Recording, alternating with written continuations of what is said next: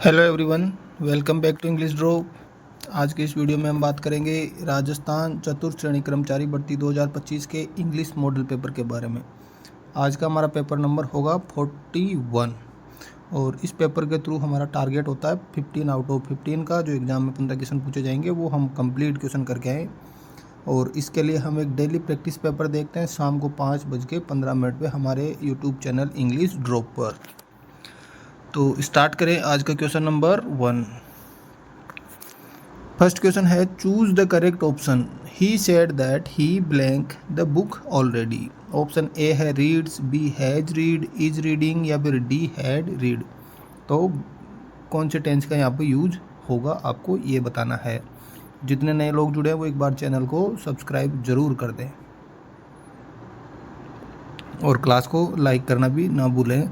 तो ये देखो, ये इनडायरेक्ट फॉर्म है।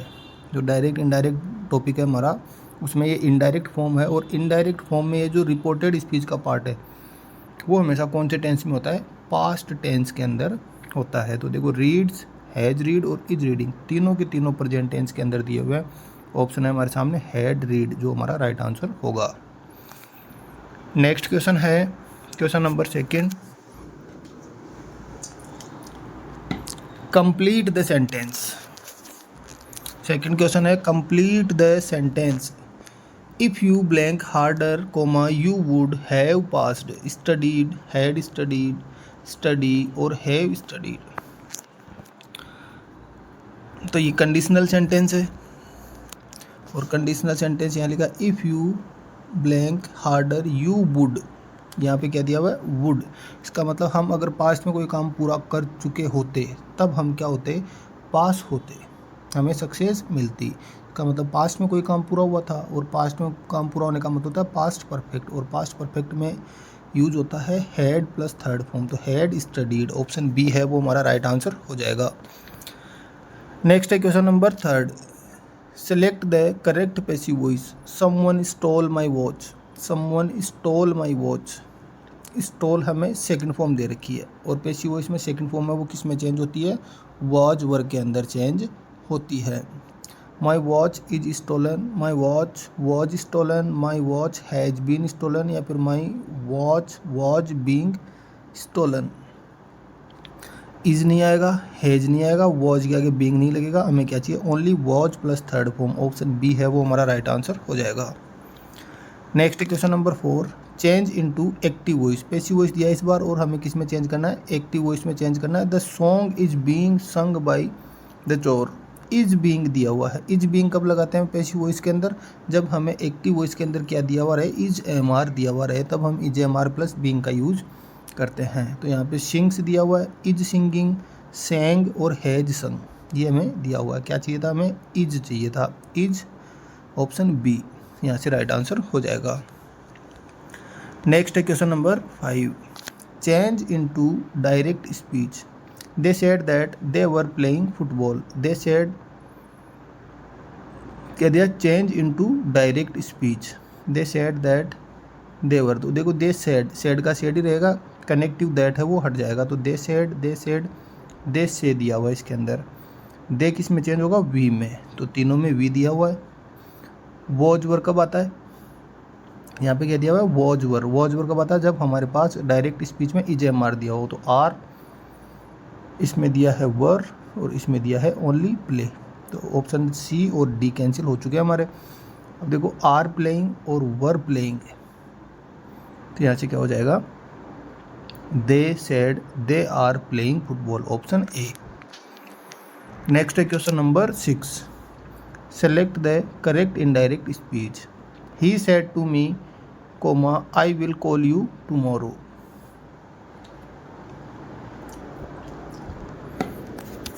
डायरेक्ट स्पीच में चेंज करेंगे, सेड टू किस में चेंज होगा, टोल्ड में। यहाँ पे टोल्ड, यहाँ सेड, यहाँ टोल्ड, यहाँ सेड टू। तो ऑप्शन बी और डी कैंसिल हो चुके हैं। कनेक्टिव लगेगा दैट, तो दोनों में दैट लगा हुआ है। आई है वो ही में चेंज हो जाएगा, आई ही में चेंज हो गया। विल किस में चेंज होगा, वुड में, जबकि यहाँ पे कॉल्स दे दिया गया। इसका मतलब ऑप्शन ए है वो हमारा राइट आंसर हो जाएगा। नेक्स्ट है change to assertive. Assertive sentence के अंदर इसको चेंज करना है। What a lovely day, option है it is a lovely day, the day is lovely, it was a lovely day और ए डे इज़ लवली। तो इसका राइट आंसर क्या हो जाएगा, it is a lovely day, option A. Next question है transform to negative. We can solve the problem, we can not solve the problem, we can't solve the problem, we don't solve the problem, we can not solve the problem. तो देखो can model के बाद में तो first form आती है, second form नहीं आती। डू डज में ये होगा नहीं, कैन नॉट सोल्व दिया हुआ है, ऑप्शन ए है जिसमें दिया है we can not solve, modal के बाद फर्स्ट फॉर्म और नेगेटिव भी है, इसका मतलब ऑप्शन ए है वो हमारा राइट आंसर हो जाएगा। नेक्स्ट क्वेश्चन है correct the sentence, correct the sentence.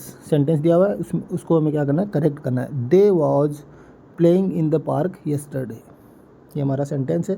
They subject है, दे के बाद में क्या दे दिया, वॉज, जबकि दे के बाद में प्लूरल वर्ब आएगी, वॉज की जगह क्या आना चाहिए, वर। तो they were, they was, they are, they were play. देखो यहाँ भी वर है, यहाँ भी वर है, लेकिन वर के बाद first form plus ING fourth form दे रखी है, यहाँ फर्स्ट फॉर्म दे रखी है। तो करेक्ट आंसर क्या हो जाएगा, ऑप्शन ए। नेक्स्ट क्वेश्चन है question number 10। Choose the correct determiner, choose the correct determiner. There is blank water in the jug. Few countable के साथ यूज होता है, हमारे पास वाटर अनकाउंटेबल है। सम, मैनी और एवरी ये दोनों काउंटेबल के साथ यूज होते हैं, बचा क्या, ऑप्शन बी। तो there is some water in the jug. Next question है fill in the blank. I have blank books to read. Few, a few, little और द फ्यू। देखो लिटिल तो अनकाउंटेबल के साथ यूज होता है, ये नहीं होगा। यहाँ पे कि मेरे पास है बुक्स टू रीड, पढ़ने के लिए। फ्यू का यूज़ को पता है जब बिल्कुल न के बराबर, नेगेटिव सेंस के अंदर, और बहुत ज़्यादा हो तब द फ्यू का। इसने कहा है कि हाँ मेरे पास किताबें हैं, बहुत ज़्यादा की बात यहाँ नहीं हो रही, इसका मतलब हम किसकी तरफ जाएंगे, option A B, a few books to read. Next है select the option that correctly uses a colon. सही कॉलन का यूज कहाँ हुआ है। My hobbies are, semi colon, यहाँ पे दिया हुआ colon, reading, comma, painting and dancing. Next है my hobbies are reading, hobbies are, comma दे दिया यहाँ पर, तो कोमा यहाँ पे नहीं आएगा, सेमी कॉलन, ये कॉलन है वो बीच में दे दिया गया इसमें। My hobbies are reading, colon, painting and dancing. Next है my hobbies are reading, painting and dancing. तो देखो कॉलन का यूज़ कहाँ होता है, जब एक सेंटेंस है वो कंप्लीट हो जाए और उसके बाद में कुछ ऑप्शन हमारे पास दिए हुए हो, अल्टरनेटिव दिए हुए हो, तब हम किसका यूज़ करते हैं, कॉलन का यूज़ करते हैं सेंटेंस के बीच में। तो देखो इसमें कहा कि माई हॉबीज़ आर, कि मेरी हॉबीज़ है, क्या क्या है, रीडिंग, पेंटिंग एंड डांसिंग। तो कॉलन का यूज़ पूछा हमें, यहाँ पे करेक्ट हो चुका है ऑप्शन ए। नेक्स्ट है question number 13। Identify the correct use of preposition. सही प्रीपोजिशन है वो इनकरेक्ट, कौन से सेंटेंस में प्रीपोजिशन का यूज़ वो करेक्ट नहीं हुआ है। सी लिव्स इन मुंबई, सही है। I will meet you on Sunday, day से पहले ऑन आ गया, प्लेस से पहले इन आ गया। He is angry on, angry के बाद में क्या आता है, या तो एट या फिर विद। अगर आपने लास्ट क्लास देखी थी तो वहाँ पे भी एंग्री का यूज हुआ था और वहाँ से आपको अच्छे से समझ में आओगा। Angry with someone, angry at something. किसी इंसान से नाराज़ हो, गुस्सा हो, तब तो हम किसका यूज़ करते हैं, विद का। बाकी सबके साथ क्या जाएगा, एट।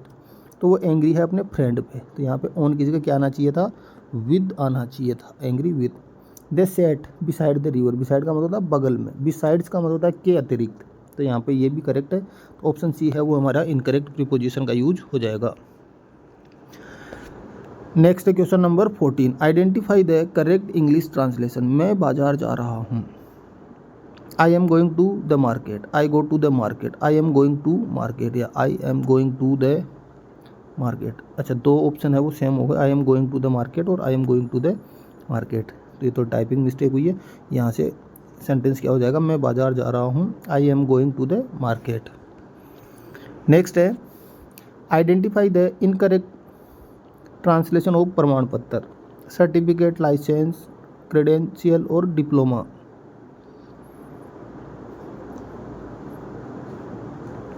तो इसका क्या आंसर होगा, प्रमाण पत्र का इनकरेक्ट आंसर पूछा है तो सर्टिफिकेट भी होता है, लाइसेंस होता है, क्रेडेंशियल और डिप्लोमा। डिप्लोमा नहीं होता, प्रमाण पत्र का मतलब डिप्लोमा नहीं होता। तो ऐसे हो जाएगा ऑप्शन डी। तो ये था आज का हमारा पेपर। Thanks for watching.